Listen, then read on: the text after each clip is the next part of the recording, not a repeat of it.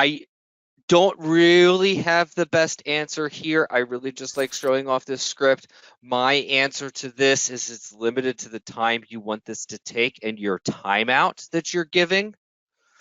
So what I mean by this is, let's go to a Windows device, automated task. I believe I actually have a Chocolatey item in.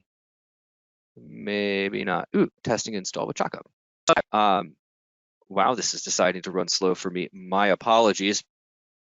With separated by commas and no spaces. Now, this is a testing item that I created, and you'll notice I've got what? 7 items here. Okay. A good amount of items that are being installed on these machines, right? And of course, I'm going to run this manually because if I run it once, I'm good. Now, what I need to think about here is the application amount is limited by this: set maximum permitted execution time.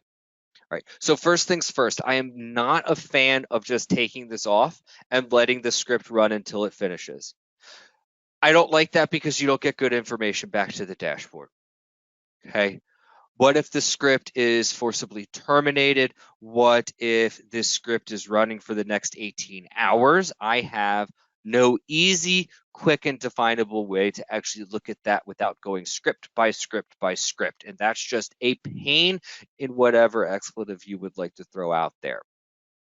So what I found in my testing with this particular item is I had to bump my maximum permitted execution time for 7 applications up to 3 hours, just to make sure that the script had time to properly finish its job. You know, that I think is more of our limitation. It's, do we have the time? So my opinions on this isn't so much application based. Dude, if you can install 12 apps in 10 minutes, that's great. Go for it. But of course, that's not going to be the reality of the situation. Okay, end users are going to be using these devices, resources are going to be fought for. We need to make sure that we as MSPs are accomplishing our primary goal, which is providing productivity and peace of mind, right?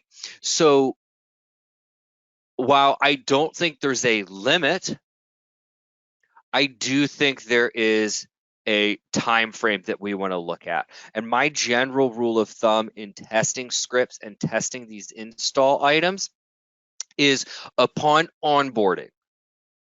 I'm not quite worried about how long this is going to take, so long as it happens within about 4 hours.